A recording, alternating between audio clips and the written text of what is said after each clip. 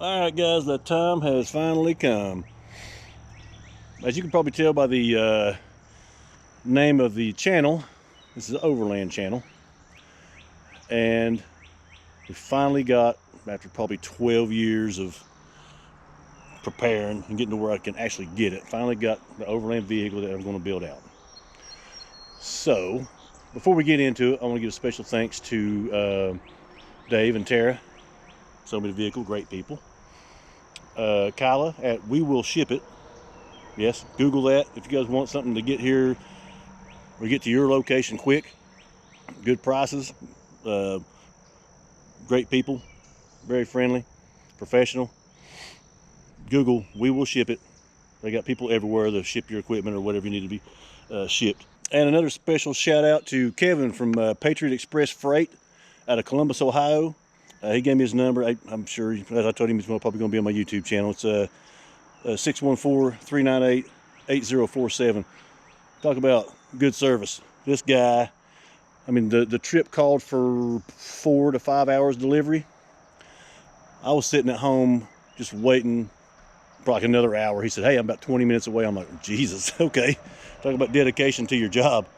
So yeah, reach out to Kevin at Patriot Express Freight if you want something shipped anywhere over there. Great dude, also very professional. He wasn't here probably 10 minutes and he was out, had my vehicle. That being said, go in there in the comments and see if y'all can guess what the vehicle is before I reveal it to you. So I've been trying to do this ever since I got back from Iraq in 2010. About a year or two after that, I've been researching, and I really wanted to do this to kind of try to give back to people, go out and do some adventures, you know, because some people don't even have the ability or means to even leave their house. That's veterans and civilians alike. So that's kind of the whole mission here. So pause the video, go ahead and put your guesses in, and we'll go ahead and get started on the reveal. So let's talk about the name of the channel, Cav Pride Overland. I was a cavalry scout for 9 years in the National Guard. So, and it's kind of like a friendly challenge and password between scouts. You say Cav Pride, and they return with Scouts Out. It's kind of what that's all about. And of course, Overland, because we're going to do some Overland adventures. So, that being said, got your guesses in. Let's see who got it right. What we have here is an M1078 ex-military vehicle. It's a 4x4 Caterpillar 3116 engine. His name is officially now Fiddler's Green. That also comes from my Cavalry Scout background. It's a Cav Scout poem. When he sold me this thing, I didn't even realize this until my son pointed it out. Here's me go fast, but mine can go anywhere. So, and another purpose behind this video is I'm going to need a lot of help, guys. I've drove in the Guard. I've probably put thousands of miles on these type trucks easily, but I just never worked on one and converted one over to an Overlander. It's going to take some work. My plan is to take all this railing off and actually use the existing platform here and take like a 2x2 tubing, maybe a 1/4 inch thick wall, and run it all the way across, probably 7 foot 10 inches. I think highway law is 8 feet wide is your max. And on top of that, you know, weld it all good so it'd be nice and solid. And of course, I want to have a pass through on the back of the cab. So the spare tire is going to be relocated to the rear. I've already got a lift system thanks to my brother, and I'm going to go around, build the box around the intake, and come up to maybe, you know, about 3 inches from the cab and put the pass through in. So yeah, but the thing is, I don't know if it applies for these shorter ones also, but like the 6x6 is what I ultimately want to end up with.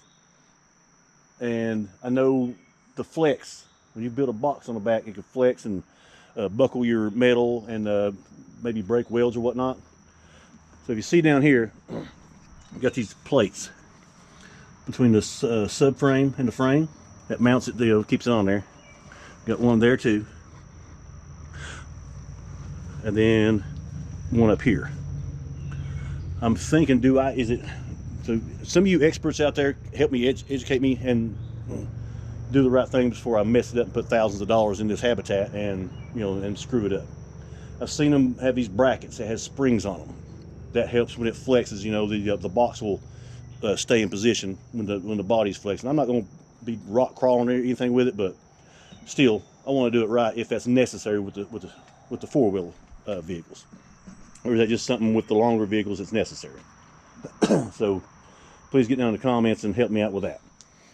There was something else. What was it? Central tire inflation.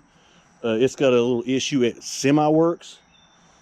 I had to pump the tires up manually. It's unplugged from the box in there, but as soon as you plug it up, I can hit like sand and it'll drop it all the way down right. But as soon as I hit back to highway, it's like it's not. Somebody said it was like it has to equalize the tire pressure before it'll actually pump it back up to what you need to have. But it never did entirely inflate them back up. So anybody has any idea what that issue is all about? And I know all about the two red buttons, hold them down, and it tries to equalize it, but it tries, but it's not doing it. So I gave up, spent about an hour with my big air compressor putting air back into these tires so I can actually drive it again. But Dave's already done a lot of work to it. It looks immaculate for what it is in the year 1995. Stewart & Stevenson, like I said, M1078. He done some great work on it. He already put the rack on for me. The headlights and tail lights are all LED upgrade. I can go to Harbor Freight and probably upgrade that to LED. Horn, it used to work, not too great, but it's getting inspected Monday to get the title transferred over. So I already got a Harbor Freight horn just to have something to make noise, so pass inspection. Spare tire. All the tires have less than 1,000 miles on them. So, yeah, he done a lot. He had a side-by-side on the back of it and a big rooftop tent. It was good stuff.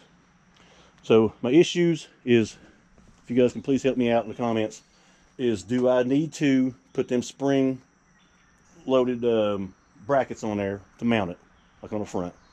And does anybody have any clue what's going on with that central tire inflation system, the CTIS? I think that's about it. But I hope you guys will stick with me on this build and follow along. And if you want to, like, subscribe, hit the little bell so you'll know when the next episode's coming up. The first part, probably maybe a year from what I'm gathering. I probably watched every YouTube video out there about overlanding, overlanding, schoolies, van life, and building out these trucks, and most of them say it's about a year or even more. So yeah, the first part of the videos are mostly probably going to be the build out. I want you to follow along with that, because I'm going to need your ideas on that too, because there's a lot of questions I got and some things. I have a lot of ideals, like and a different variety of ways I want to go with it, or I can go with it, which would be the best.